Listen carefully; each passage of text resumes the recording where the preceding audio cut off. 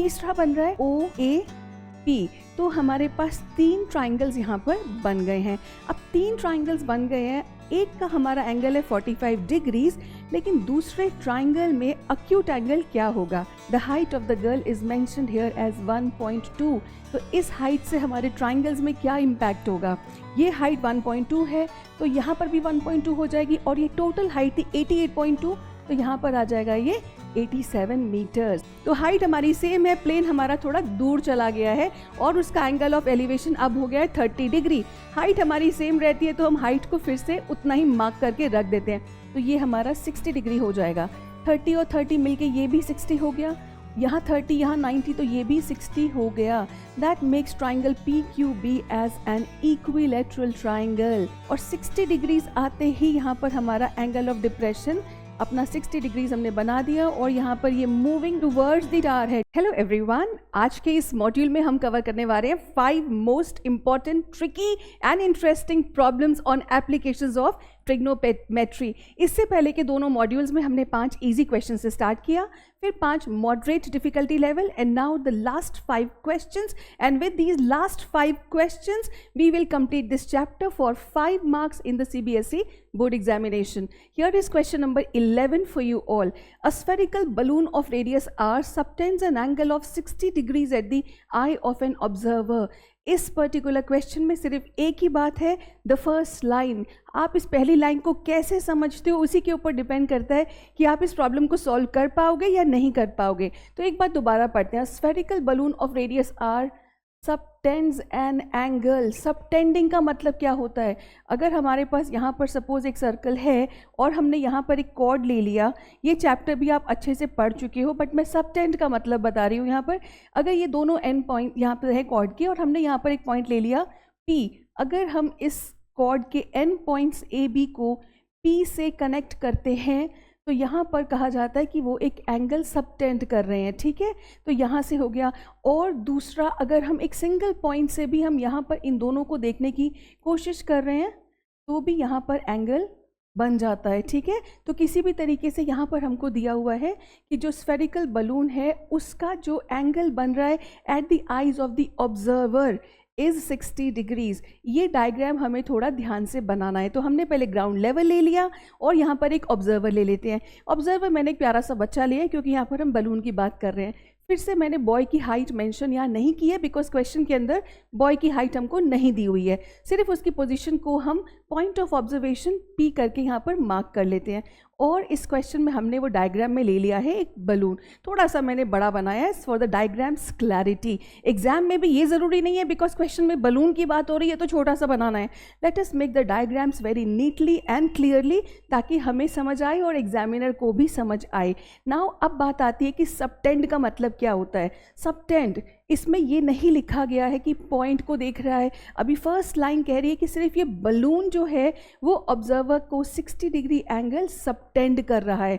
तो जब हम एक बलून को देख रहे हैं so it's a spherical object, हमने टेंजेंस पढ़ा हुआ है। तो सबटेंड का मतलब यहाँ पर ये होगा कि फ्रॉम पॉइंट P को हम एक्सटर्नल पॉइंट लेते हुए यहाँ पर हम 2 टेंजेंट लाइंस ड्रॉ करते हैं। फ्रॉम दिस पॉइंट P हमने यहाँ पर 2 टेंजेंट लाइंस ड्रॉ की हैं। और यही है एक बात जो इस क्वेश्चन में आपको ध्यान रखनी है। एक एंगल ऑफ एलिवेशन है, एक एंगल ऑफ डिप्रेशन है। उन दोनों से अलग है कि when the question says the observer's eye पे सबटेंड होता है ये एंगल फॉर द बलून, इसका मतलब वो सर्कुलर फॉर्मेट में हम 2 टेंजेंट्स बनाएंगे और उन दोनों टेंजेंट्स का जो एंगल बनेगा at the external point that is given to us as 60 degrees. ये एक स्पेशल बात है इस क्वेश्चन के बारे में जो आपको ध्यान रखनी है, ठीक है? Now next line I am reading, if the angle of elevation of its centre. अब आ गई है वो बात कि कौन से पॉइंट को वो ऑब्जर्व करेगा स्पेसिफिकली, ठीक है? तो अगर हम ये बात करें if the angle of elevation of its centre, यानी कि अब इस स्फेरिकल बलून का हमें यहाँ पर एक सेंटर भी लेना पड़ेगा। और यहाँ पर क्योंकि हमने दोनों टेंजेंट लाइन ली हैं तो टेंजेंट लाइंस के लिए हमारे पास आ जाते हैं ये 2 पॉइंट्स ऑफ कॉन्टैक्ट्स। हमने उनको नाम रख दिया A और B बिकॉज ये हमारे क्वेश्चन में काम आने वाला है, ठीक है? 2 टेंजेंट लाइंस हो गई from the external point PA and P B, और दोनों को हमने नाम रख के अभी छोड़ दिया है, एंगल हमने 60 डिग्री मार्क कर लिया है।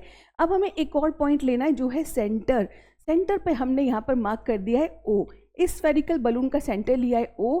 अब इस पॉइंट का, ना फॉरगेट अबाउट द बलून, अब बलून को देखना छोड़ देते हैं, हमें सेंटर पे फोकस करते हैं। अगर हमें ये सेंटर को देखना है तो हमें पी से एक लाइन ऑफ साइट बनानी पड़ेगी ओ तक, ठीक है। तो ये लाइन ऑफ साइट हमने बना ली है और इसका एंगल ऑफ एलिवेशन यहाँ पर चिल्ड्रन साफ साफ लिखा हुआ है, for the centre this is angle of elevation. तो हमने यहाँ से एंगल ऑफ एलिवेशन को मार्क कर दिया and that will be 45 degrees, ठीक है। एक था समटेंडेंट और एक था एंगल ऑफ एलिवेशन। हमारा सेकंड लाइन भी ऑलमोस्ट पढ़ लिया है।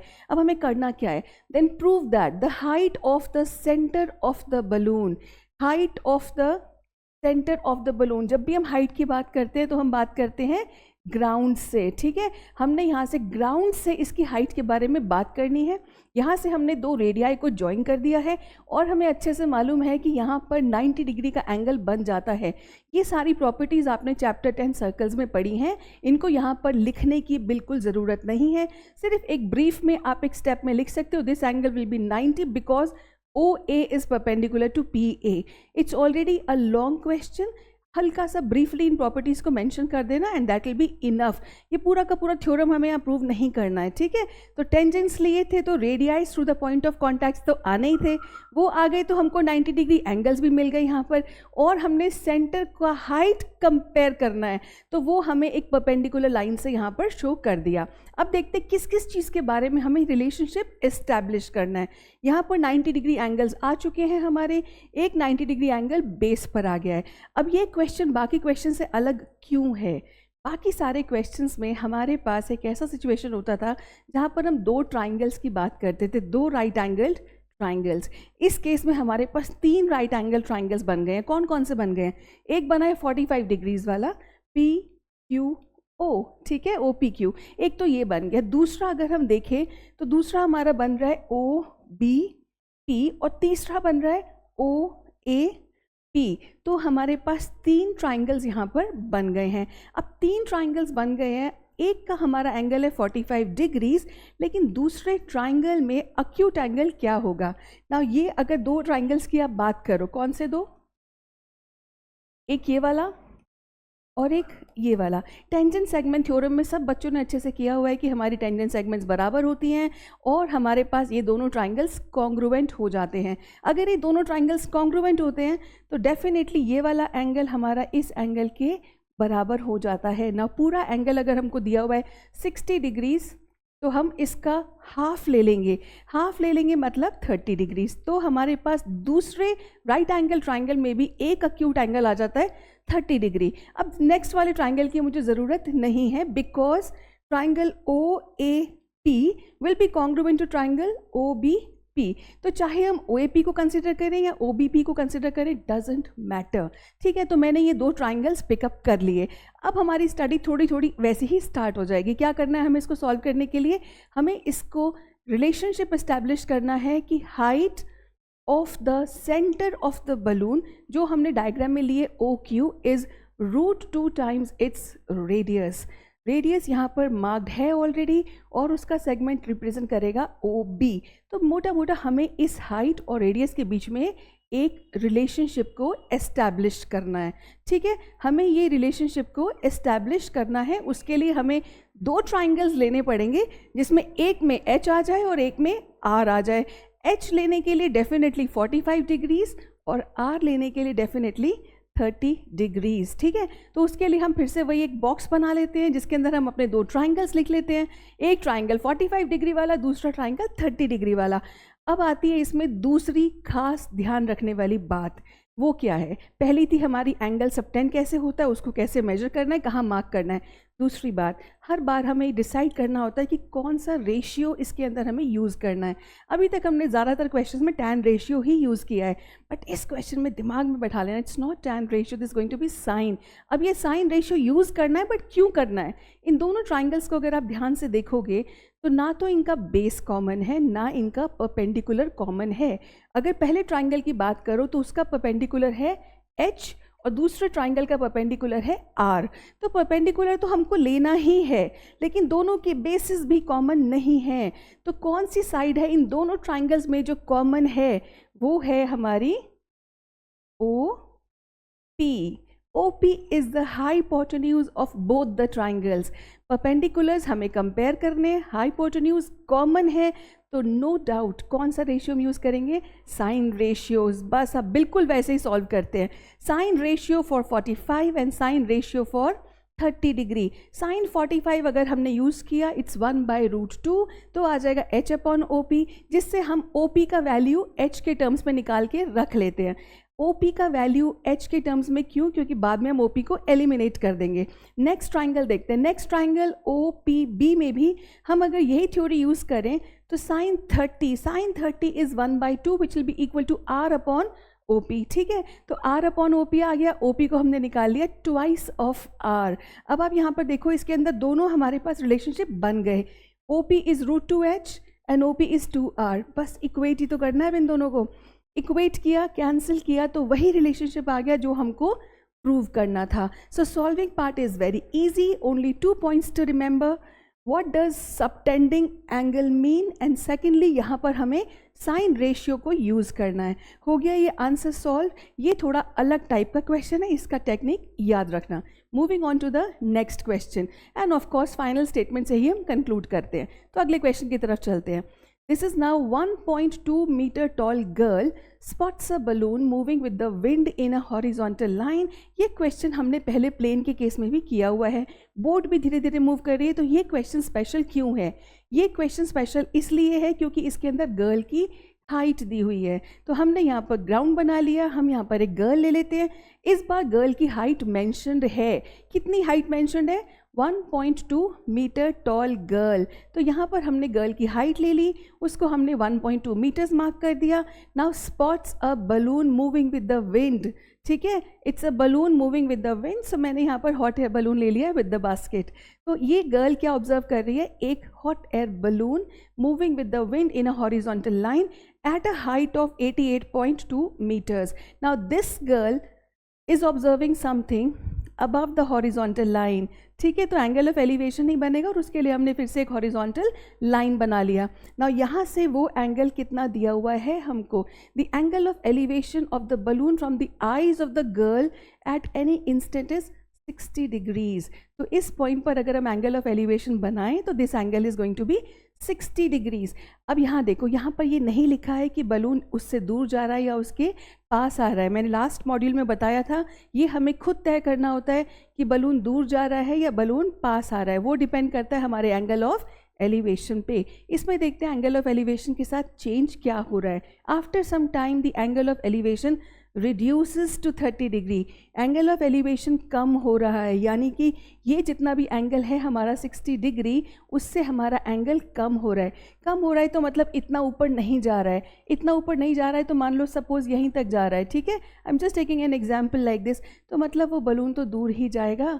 तो ये हाइट थी हमारी 88.2 मीटर्स फ्रॉम द ग्राउंड। इस हाइट को बिना चेंज किए हमारा बलून जा रहा है right ways, moving away from the point of observation.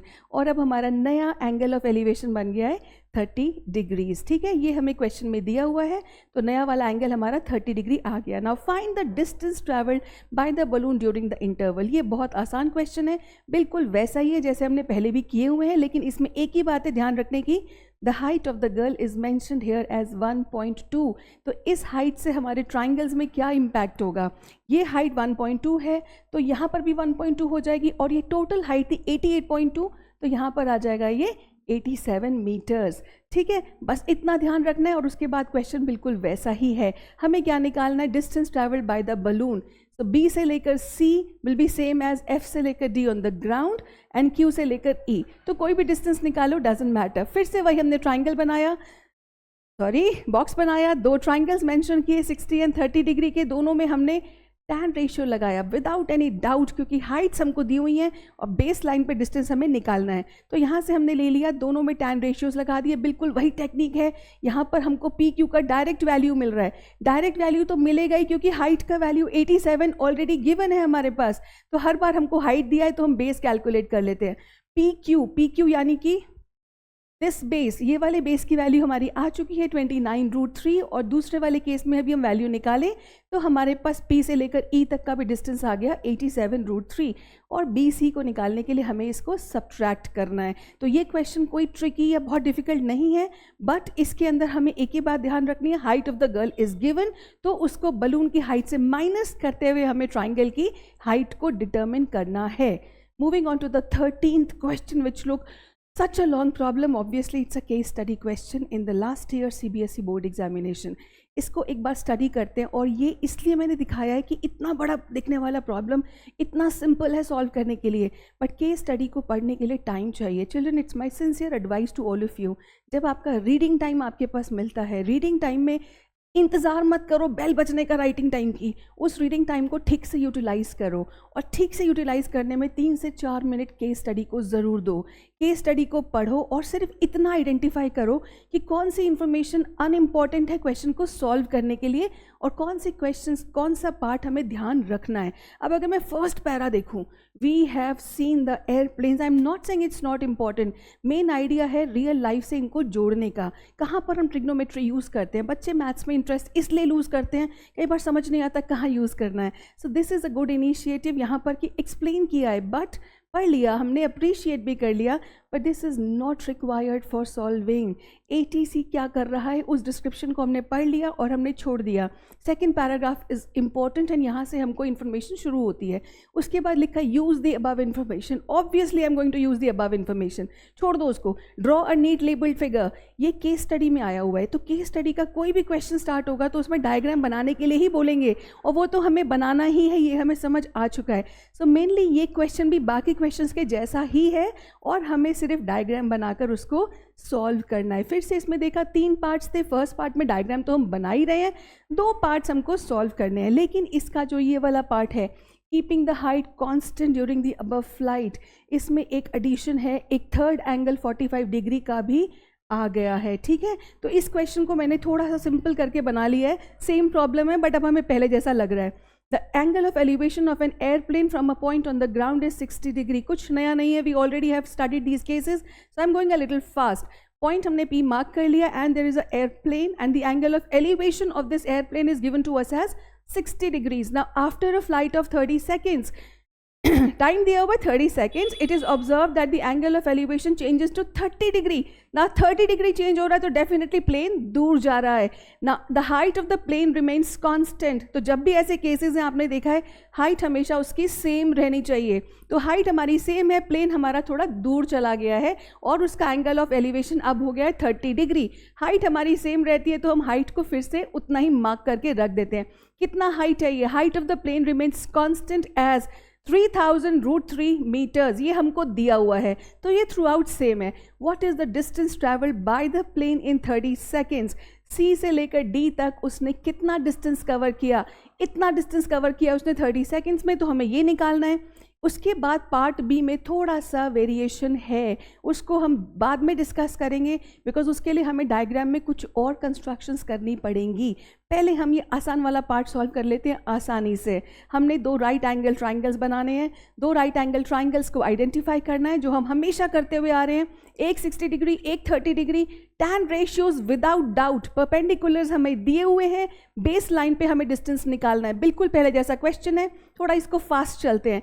A P को हमने मेन पॉइंट बनाया जो कॉमन है दोनों के बीच में, तो ए पी को निकाला पहले ट्राइंगल से, ए पी को निकाला दूसरे ट्राइंगल से, और दोनों को कंपेयर किया तो हमारे पास डिस्टेंस आ गया C D. Distance C D हमारा आराम से आ रहा है यहाँ पर 6000, तो 6000 आ गया हमारा distance travelled by the plane in 30 seconds. एक बार पार्ट सी को देखो, what is the speed of the plane in kilometre per hour. अगर मेरे पास डिस्टेंस आ चुका है 6000, उसको टाइम से डिवाइड करें तो स्पीड अपने आप आ जाएगी, but this speed is in metre per second, उसे हमें किलोमीटर पर आवर में कन्वर्ट करना है। थर्ड पार्ट काफ़ी आसान है, लेकिन उसको थर्ड पार्ट की तरह ही सॉल्व करेंगे। I am taking you back now to the second part of the question. इस सेकेंड पार्ट को ध्यान से सुनना ज़रूरी है। What is the distance traveled by the plane in 30 seconds? हम निकाल चुके हैं, उसको छोड़ देते हैं।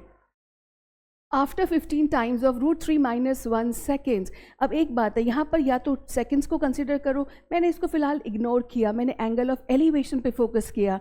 The angle of elevation changed to 45 degrees. Now 45 degrees is the angle, यानी कि पहले था उसका 60, उसके बाद हुआ 30, तो 45 समहाउ इनके बीच में ही बनेगा। तो मैंने यहाँ पर एक third position of the plane ले ली है, और ये थर्ड पोजीशन वो पोजीशन है जो डी पे पहुँचने से पहले है। वो कैसे पता चला? 60, 45 एंड देन 30 डिग्रीज। तो ये टाइम डेफिनेटली 30 सेकेंड से तो कम ही है, लेकिन मुझे ये जानने की बिल्कुल ज़रूरत नहीं है।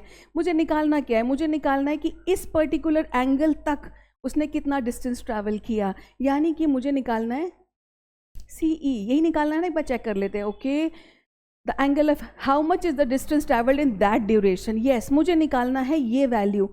यहाँ से पहले हमने निकाला C to D और अब हमने निकालना है A to F। ये डिस्टेंस कितना है? इतनी आसान सी बात है। यहाँ पर एंगल है 45 डिग्री। 45 डिग्री का सबसे बड़ा फ़ायदा क्या होता है? tan 45 is 1। परपेंडिकुलर मुझे दिया है 3000√3। अगर परपेंडिकुलर 3000√3 है तो base PF will also be 3000√3। हम यहाँ पर tan रेशियो को अप्लाई कर ले तो मेरे पास आता है EF इक्वल टू PF। ठीक है, ये आइसोसेलेस प्रॉपर्टी यूज़ करो, tan रेशियो यूज़ करो, कैसे भी करो, लेकिन मेरे पास ये इक्वेशन आ जाती है EF इक्वल टू FP। अब मेरे पास अगर यहाँ पर FP आ चुका है, AP मुझे ऑलरेडी मालूम है, यहाँ पर इन दोनों को यूज़ करके हम आराम से AF निकाल सकते हैं। यहाँ पर √3 का वैल्यू ओके दिया हुआ है, नहीं दिया हुआ है, लेकिन मैंने यहाँ पर अप्लाई कर दिया। यहाँ पर अप्लाई करने से हमको फ़ायदा होता है। कैसे फ़ायदा हो रहा है? यहाँ पर 3000√3 1.732 को भी अगर हम यहाँ पर सब्सटीट्यूट कर दें, 3 ज़ीरोज़ हैं ऑलरेडी, तो हमारा क्वेश्चन ज़्यादा सिंपल हो जाता है। ठीक है, तो हमने इसको यहाँ पर सॉल्व कर लिया, 2196 मीटर्स। और वैसे भी अगर हम एक वैल्यू को आराम से निकाल सकते हैं तो उसको इरेशनल में छोड़ना सेंसिबल नहीं है। ठीक है, हमने ये वैल्यू यहाँ पर निकाल लिया। अब ये डिस्टेंस आ गया, और थर्ड पार्ट तो बहुत ही आसान है, स्पीड ऑफ द प्लेन हमको निकालनी है। स्पीड होता है डिस्टेंस अपॉन टाइम। डिस्टेंस उसने कवर किया 6000 मीटर्स इन 20 सेकेंड्स। आराम से आ जाता है 300 मीटर पर सेकेंड, और हमें लगता है क्वेश्चन कंप्लीट। यहाँ पर एक छोटी सी चीज़ है जो हमें नहीं भूलनी है कि हमको स्पीड निकालनी है किलोमीटर्स पर आवर में। किलोमीटर्स पर आवर में निकालने के लिए मुझे ये कन्वर्ट करना पड़ेगा।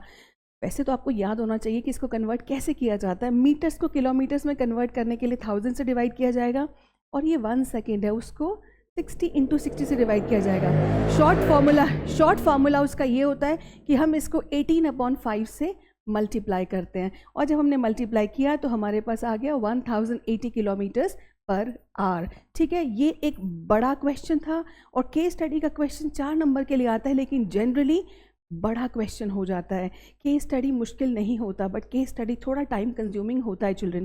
सो केस स्टडी में मुझे लगता है 5 नंबर के क्वेश्चन से भी ज़्यादा टाइम लगता है। It's only you give a little extra time to the case study problem, but don't be scared, they are just simple problems, कोई दिक्कत नहीं होती है, बट कोई पार्ट छोड़ना नहीं है। और एक और भी बात है, यहाँ पर ये क्वेश्चन लंबा क्यों लग रहा है? क्योंकि मैंने चॉइस क्वेश्चन को भी डिस्कस किया है। ठीक है, तो मैंने फर्स्ट पार्ट था डायग्राम बनाना है, वो तो हमने बना ही लिया था आराम से। लास्ट पार्ट था स्पीड निकालनी है, वो भी कंपलसरी था।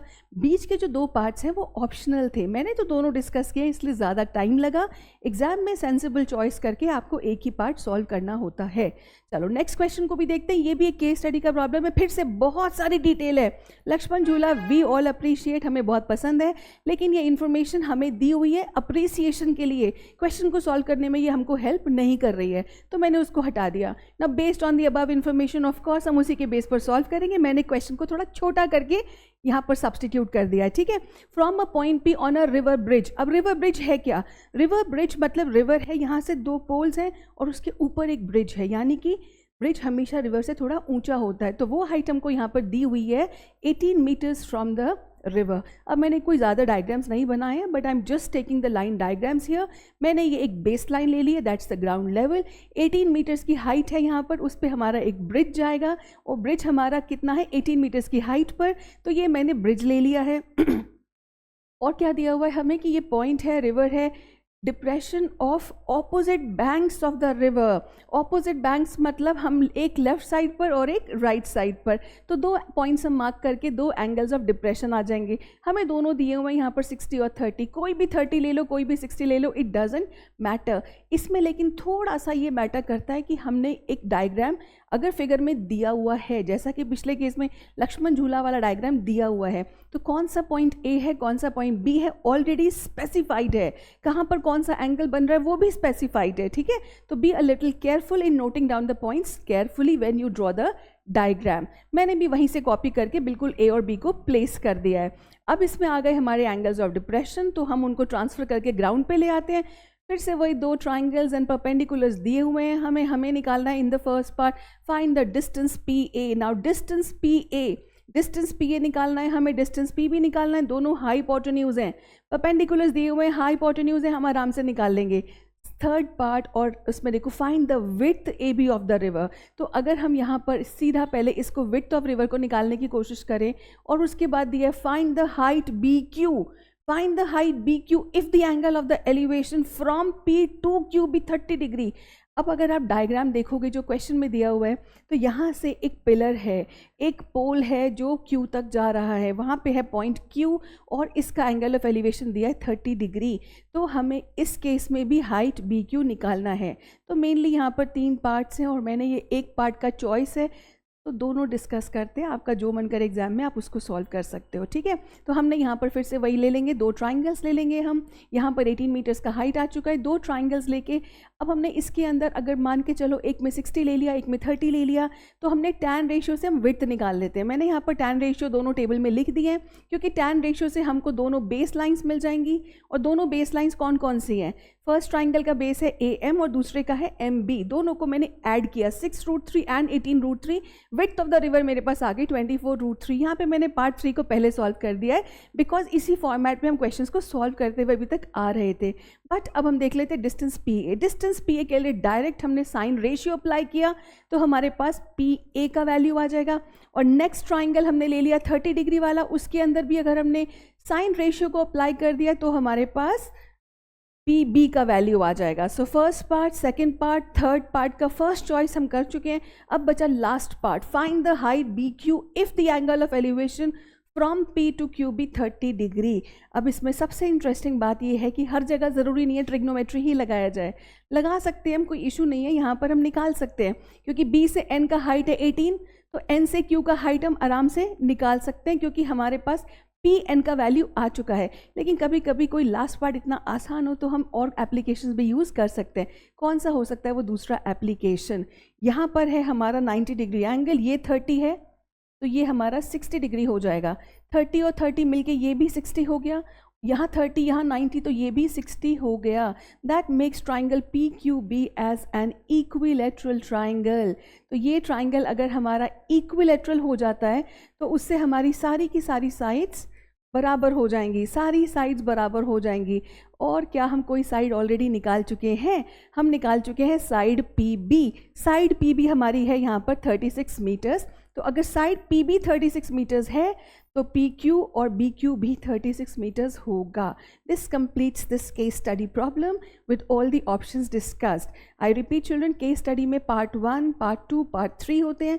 1 मार्क वाले पार्ट्स कंपलसरी होते हैं, 2 मार्कर वाले पार्ट में चॉइस होती है, ठीक है। तो देखकर कौन सा आपको इजी लग रहा है वो आप सॉल्व करो। वैसे जनरली दोनों का डिफिकल्टी लेवल एक जैसा ही होता है, तो ज़्यादा कन्फ्यूजन हो तो जो आता है वो सॉल्व करना शुरू कर दो, ठीक है। I am moving on to the last question. This is from NCERT directly, but ये एक ऐसा क्वेश्चन है जो एक इकलौता क्वेश्चन है पूरे सिलेबस के अंदर, पूरी NCERT के अंदर, जो एक अलग तरीके से सॉल्व होता है। A straight highway leads to the foot of a tower. A man standing at the top of a tower. Again हमने man तो लेना है, लेकिन man की हाइट यहाँ पर मिसिंग है, तो हम पॉइंट ऑफ P को टावर की हाइट के ऊपर ही लेके रख लेते हैं। Observes a car eight an angle of depression of 30 degree. Depression बनाने के लिए हम यहाँ पर एक हॉरिजॉन्टल लाइन बनाएंगे। हॉरिजॉन्टल लाइन बना दी, कार की पोजीशन को पॉइंट C ले लिया और वहाँ से हमने एंगल ऑफ डिप्रेशन बना दिया। कितना है एंगल ऑफ डिप्रेशन? 30 डिग्री। और यहाँ पर लिखा हुआ है which is approaching the foot of the tower. Approaching the foot of the tower तो automatically C is moving towards A, ठीक है। तो after 6 seconds later the angle of depression of the car is found to be 60 degrees, यानी कि यहाँ से यहाँ तक आ गया तो 60 डिग्रीज है ये, और 60 डिग्रीज आते ही यहाँ पर हमारा एंगल ऑफ डिप्रेशन अपना 60 डिग्रीज हमने बना दिया, और यहाँ पर ये मूविंग टुवर्ड्स द टार है, towards the tar definitely angle तो बढ़ेगा ही। तो ये दोनों एंगल्स हमारे आ गए हैं, इनको हम बेस लाइन पर ले आते हैं और इस प्रॉब्लम को सॉल्व करने की कोशिश करते हैं विद द सेम टेक्निक। अब इस क्वेश्चन में दो ट्राइंगल्स हमारे बन चुके हैं, एक 60 वाला एक 30 वाला। अब आप सोचोगे एक भी वैल्यू नहीं है यहाँ पर, ना तो हाइट्स की ना बेसिस की, इसको कैसे सॉल्व किया जाएगा? हमारे पास टाइम दिया है, सिर्फ टाइम दिया है C से लेकर D तक का 6 सेकेंड्स, और हमें टाइम ही तो निकालना है। तो एक बात तो बड़ी तय है, अगर टाइम दिया है उसी से कंपेयर करके हम दूसरा टाइम निकाल सकते हैं, क्योंकि ना तो कोई परपेंडिकुलर्स नोन है या ना कोई बेस लाइंस पे कोई वैल्यू हमको दी हुई है। तो सिर्फ 6 सेकेंड्स को यूज़ करके ये प्रॉब्लम कैसे सॉल्व किया जाए, लेट्स सी। कोई टेंशन की बात नहीं है, हम बिल्कुल वैसे ही स्टार्ट करते हैं। बिल्कुल वैसे ही दो ट्राइंगल्स हमने आइडेंटिफाई किए, एक 30 वाला एक 60 वाला, दोनों में हमने tan रेशियो को अप्लाई कर दिया। tan 60 अगर हमने लिख लिया तो हमारे पास PA, ना PA हमने ये हाइट लिया है बिकॉज ये हाइट दोनों ट्राइंगल्स में कॉमन है, तो PA हमारा आ गया AD के टर्म्स में। उसी तरह से नेक्स्ट ट्राइंगल को लेंगे तो PA आ जाएगा हमारा AC के टर्म्स में। अब AC और AD दोनों एक ही लाइन पर हैं, है ना, AC और AD, लेकिन इनमें खास बात क्या है, हमें टाइम दिया हुआ है C से D का और हमें टाइम निकालना है D से A का। तो इन दोनों को आपस में हमें कंपेयर करना है। AC को अगर हम लिखें, AC को हम इस तरह से स्प्लिट कर लेंगे, ठीक है। हमारे पास ये रिलेशन आ गया इक्वेट करके, 3 times of AD is equal to AC। AC को हमें नहीं डिस्कस करना है क्योंकि मैंने अभी समझाया है C से D का टाइम हमको दिया हुआ है और D से A का टाइम निकालना है। तो इन्हीं दोनों को बचाते हैं। इन दोनों को बचाने के लिए हम AC को यहाँ से हटाने की कोशिश करते हैं। AC को हटाने का क्या तरीका है? AC can be written as AD plus DC। ये कोई ज़्यादा मुश्किल नहीं है। 3 times of AD will be now equal to AD plus DC। यहाँ पे भी एक AD आ गया, इसको हम यहाँ पर ले जाते हैं तो हमारे पास एक नया रिलेशन आ जाता है that AD is half of DC। मैं स्टार्टिंग से बोल रही हूँ कि इसमें एक हिंट है, टाइम को यूज़ करके ही टाइम निकाला जा सकता है। C से D अगर 6 सेकेंड्स में आया तो D से A कितने सेकेंड्स में आएगा? If you now know that AD is half of CD, the correct answer would be 3 seconds. AD का डिस्टेंस भी तो हाफ टाइम में कवर हो जाएगा। So that is why from this point it will take 3 seconds to reach the foot of the tower for the car. Is that okay? So I hope ये सारी problems आपको समझ आ गई है। And again मैं बार बार बोल रही हूँ, अगर आपने ये 15 प्रॉब्लम्स ठीक से समझ के कर ली, बोर्ड एग्जाम में कोई भी प्रॉब्लम आए आप उसमें 5 on 5 पक्का लेकर आओगे, ठीक है। So keep studying hard, best of luck, keep watching and good bye.